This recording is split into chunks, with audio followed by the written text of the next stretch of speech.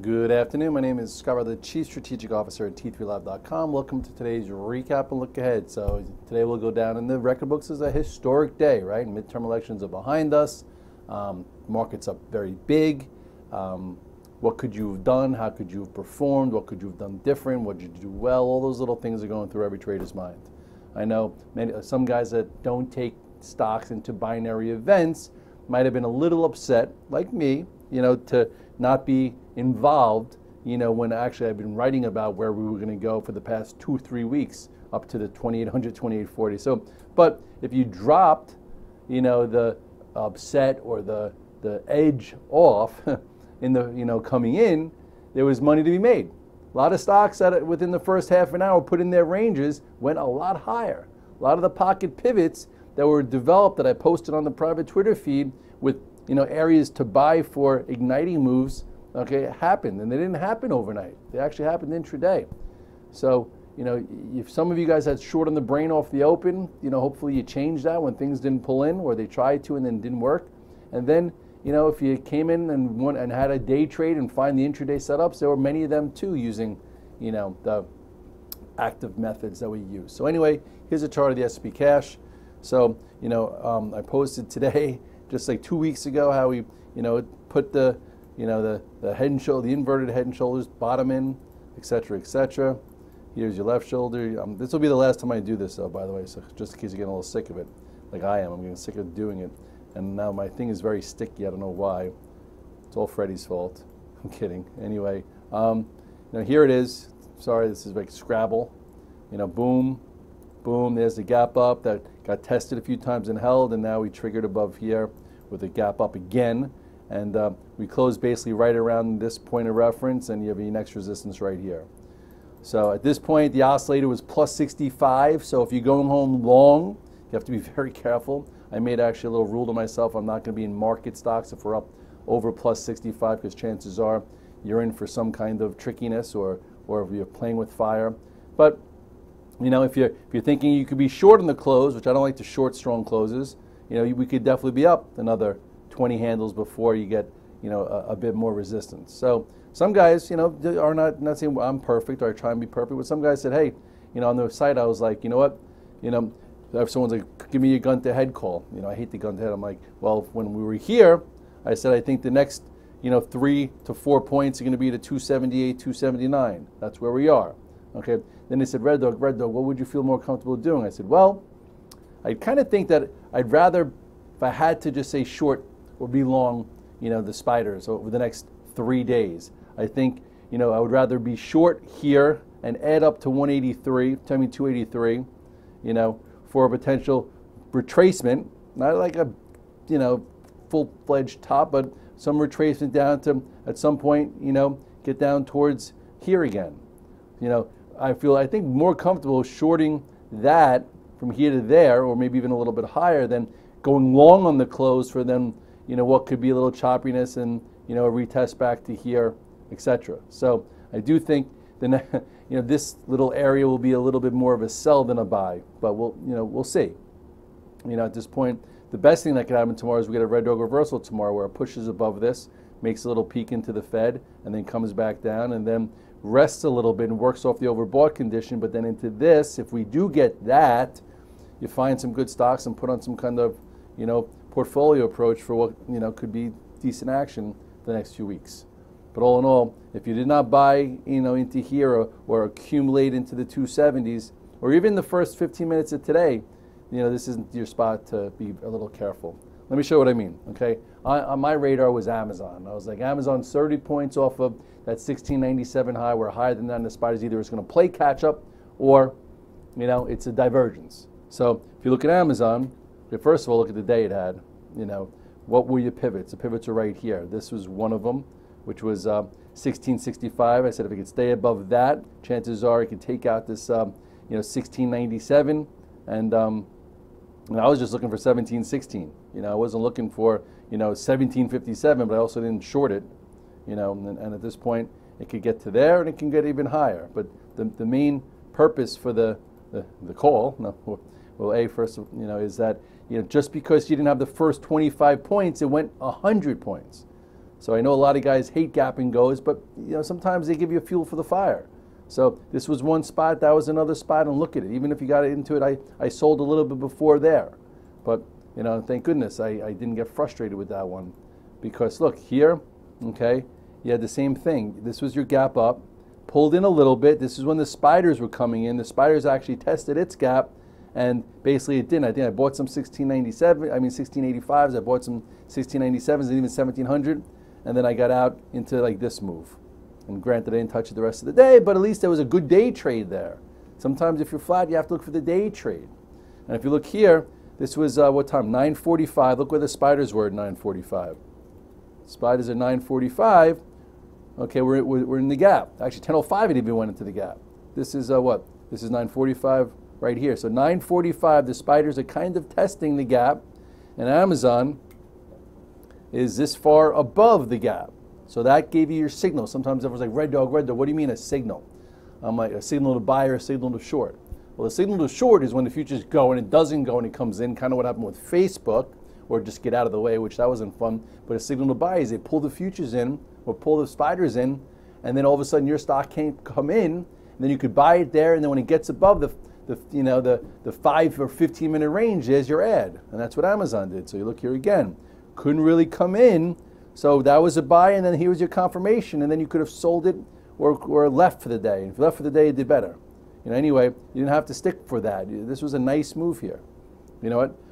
Netflix was interesting too. I said, hey, sellers might come back, but do we have the Netflix from Monday that was strong, or do we have the Netflix that was weak as a head fake?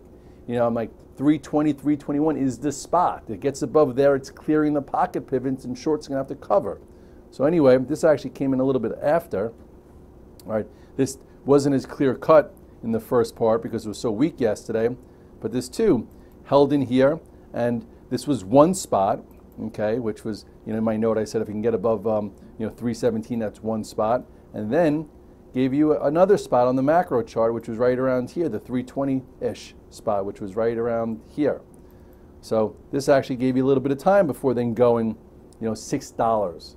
So there was $6 to be made there in Netflix, even if, you came in and you got hurt yesterday. I know some guys got hurt yesterday. So right here was your macro spot. Just showing how you could use tactics and not frustration. It was very easy to be frustrated today. So this was right here. Okay, this was, you couldn't pull in. Some were long verse. Remember I did that whole thing, some guys are long verse. Okay, that area. And some guys waited for it to get above there, and if you did, you made some money. Now it could see 335 if you're long a little bit overnight, even though the oscillator's up. But anyway, now I'm going to show you the different side, because at the same time, that's when I had Facebook thinking, hey, we're going to get above 152.30, and it's going to go, and I'm going to get paid, and I bought it, and I added a 153. At 153, I was buying Facebook, and the futures are going, I'm like, what the hell's going on here? And then all of a sudden it pulled in 50 cents, and the futures held. I'm like, I got to get out of some. And then it started going lower. I bought a little bit more, and then I got stopped out of it, and I'm like, that was horrible. Anyway, look at the difference here. Now, first of all, Facebook is still trapped in this downtrend. Okay, it did close a little bit better than it was prior, but look what happened here. Okay, first of all, this is if it goes tomorrow, I'm going to be pissed. But anyway, it's still kind of tight. But let me show you on the 5-minute chart a signal. Remember the signals we were talking about? Well, here, okay, it opened up, held the gap. I think on this pull-in, okay, I wasn't long, and I bought here, verse there. I added here. I thought I was happy, and then I added into this spot. This was what time was this? Okay, here. This is 10:35. I started adding, thinking, hey, we're going to go. This is going to be 154, 155.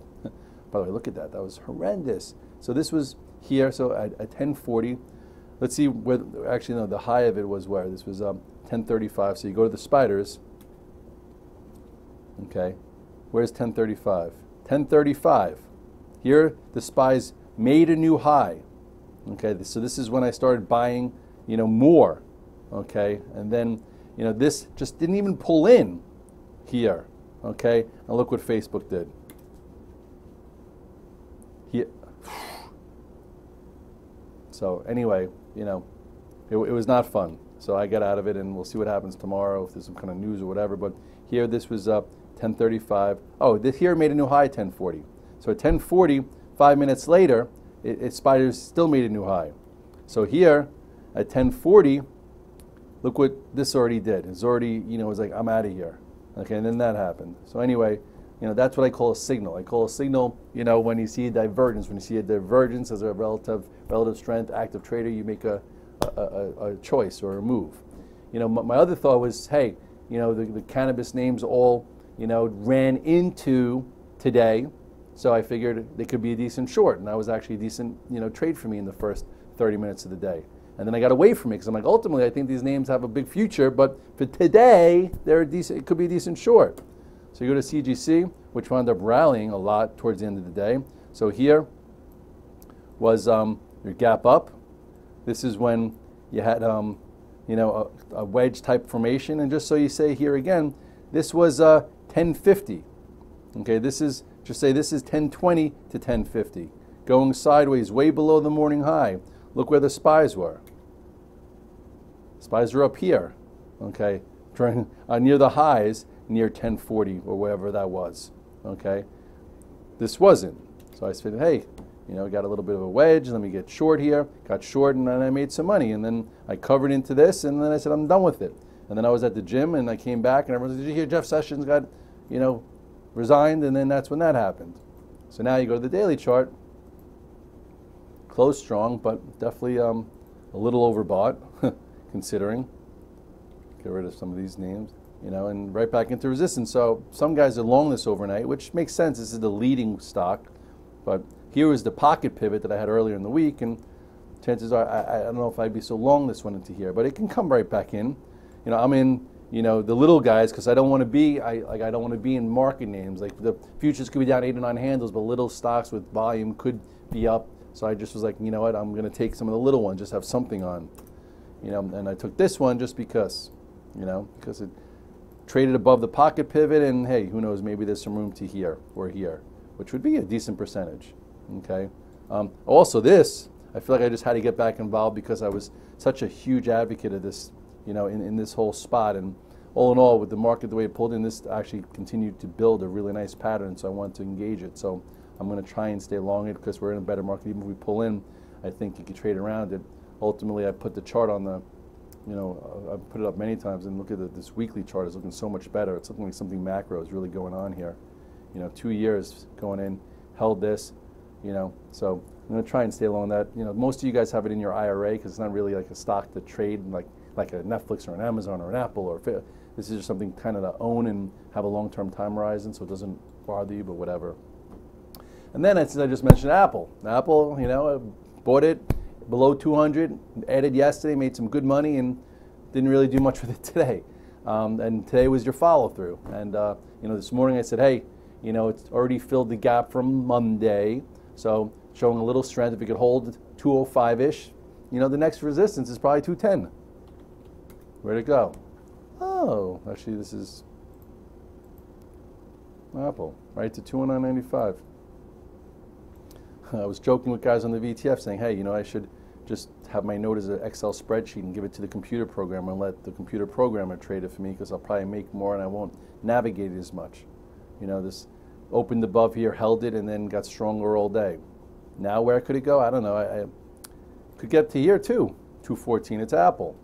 Tomorrow it's ex-dividend, so we'll see what happens. But either way, nice 2-day trade, you know.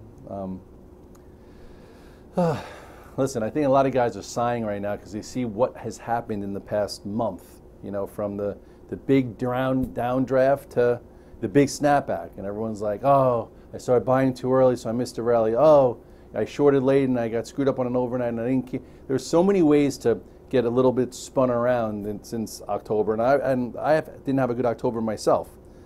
Still having my best year since 2008, but I was friggin', you know, all over that corrective phase, breaking the momentum trend, breaking the 50, staying below the 200, going lower, watching the IW, watching everything lead. And PS, didn't do well with it. And then even catching the bottom was hard, you know. And then drawing that inverted head and shoulders pattern a week and a half ago, all I had to do is, you know, buy it at every spot along according to that chart and sell it and maneuver it and, you know, whatever. But again, it happens to everyone. So at this point, what's today's date? 11/7. It's November 7th. There's still, you know, a month and 3 quarters left. So if you're going to be frustrated and think about all the things you should have done, you know, in October, or now, you're not going to be able to capture whatever's in front of you. So you got to look through the windshield, not through the rear view mirror. Someone said that today too. I thought it was something to think about. And at this point, with the oscillator plus 60 and IBD back in the market uptrend, typically that means we just had a big move already, because now we're technically repaired, and then you get some kind of retracement. Same way when they go finally, when I think here, okay, if you go back to the S&P, we said get careful here when we broke the 18-21 day. This was just distribution days. They didn't put the market into market correction until this day, I think. Yeah, this day. So what happened here? You had an oversold bounce, okay, and then it went lower. So everyone's like, oh, I thought market said we're in correction. What's going on here? And that happened. That's because the oscillator went from wherever it was to minus 80, so you had a bounce. So now at plus 60, maybe it goes higher to then pull in and still be in a market back in an uptrend, but at this point you kind of come and then you retrace and then you buy it. So I'm just saying, like here, this was your first down move. You had a little retracement up to go lower. Here's your first up move. Maybe into here we see some resistance, and then we come back in for then what could be maybe a little bit more higher prices. So those are my thoughts. It's Wednesday. I hope everyone's doing all right. I'll see you tomorrow morning. Have a good night.